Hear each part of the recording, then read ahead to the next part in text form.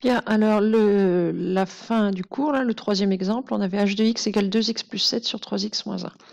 Avant d'aller plus loin, il faut tout de suite que je regarde où est-ce que h de x serait dérivable, enfin, pourrait ne pas l'être. Alors, quand est-ce qu'un quotient est dérivable? Si on regarde dans le cours, hein, un quotient va être dérivable du moment que le dénominateur est différent de 0. Bon, c'est logique, c'est la même chose que pour la définition. Vous n'avez pas le droit de diviser par 0. Donc, il faut tout de suite chercher où le dénominateur serait susceptible de valoir 0 et enlever cette valeur-là. De la même manière que pour l'autre exemple avec le polynôme du second degré, on a vérifié que le polynôme n'avait pas de racine. Ici, c'est une fonction affine, donc de toute façon, elle s'annule une fois, on en est sûr, et il va falloir enlever cette valeur-là. Donc 3x moins 1 vaut 0 pour 3x égale 1, c'est-à-dire x égale 1 tiers. Donc h est dérivable partout sauf en 1 tiers. Est dérivable sur l'ensemble des réels privés du nombre 1 tiers. Ça peut s'écrire comme ça. Ça peut aussi s'écrire moins l'infini 1 tiers, en ouvrant le crochet en 1 tiers bien sûr, union 1 tiers plus l'infini. C'est deux façons différentes d'écrire la même chose. Alors peut-être celle-là vous l'avez vue en seconde, mais je pense que ça a plutôt correspondu au moment du confinement. En tout cas, donc ça veut dire l'ensemble des réels duquel j'enlève le nombre 1 tiers. Et si vous avez deux nombres à enlever, vous mettez vos deux nombres dans les accolades. Donc maintenant, ma fonction h, elle est sous quelle forme? J'ai un quotient entre une fonction affine et une autre fonction affine. C'est ce qu'on appelle une fonction homographique. Fonction affine divisée par fonction affine. Donc, je sais dériver les fonctions affines. La dérivée d'une fonction affine mx plus p, c'est m. Et il faut que je sache maintenant dériver le quotient. Donc, le quotient u sur v se dérive en u'v moins uv' sur v au carré. Donc,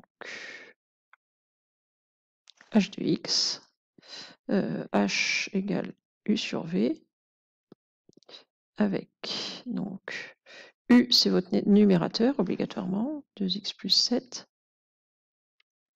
Et votre v, c'est forcément votre dénominateur, 3x moins 1.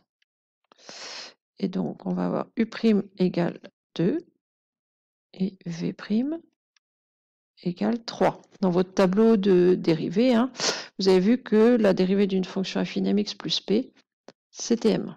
Alors c'est logique, bon, ça se représente par une droite, donc le nombre dérivé, c'est partout le coefficient directeur de la droite. Et donc, h' de x, alors on va remettre ici la formule, la dérivée de u sur v, c'est u'v moins uv' sur v au carré. Donc, u'v 2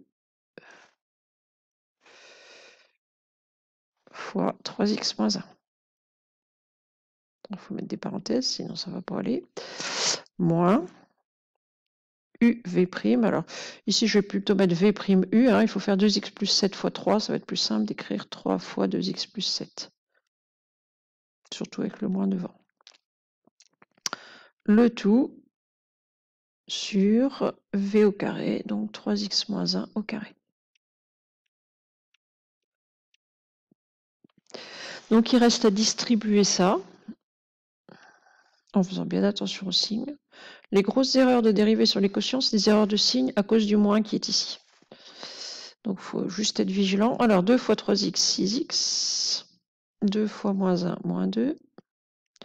Et là, en fait, faites comme si vous distribuiez un moins 3. Donc, moins 3 fois 2x, moins 6x. Moins 3 fois plus 7, moins 21. Le tout sur 3x moins 1 au carré. Alors, j'ai 6x moins 6x. Il me reste donc moins 23 sur 3x moins 1 au carré. Et comme tout à l'heure, ce que je vous ai dit reste valable, c'est-à-dire vous laissez le dénominateur sous la forme d'un carré. N'allez pas vous embêter à le développer. Il faudra étudier à terme le signe de ce truc-là. Bon, bah, le numérateur, c'est moins 23, son signe, c'est réglé. Le dénominateur, c'est un carré, son signe, c'est réglé. Si vous jamais vous développez, vous allez vous retrouver ici avec un polynôme du second degré. Donc, il va falloir étudier le signe. Et si vous vous rappelez plus que c'était un carré, vous allez refaire le delta. Trouver normalement, si tout va bien, 0. Bref, vous allez passer 10 minutes à faire quelque chose qu'on connaît depuis le début, c'est-à-dire le signe d'un carré, je sais, il est positif. En plus, vous risquez de vous tromper en développant, ou en faisant le delta, ou en bref, de trouver un truc faux, alors que c'est tellement simple quand on le laisse sous la forme d'un carré. Donc ça, gardez bien ça en tête. Voilà, c'est tout pour ces exemples.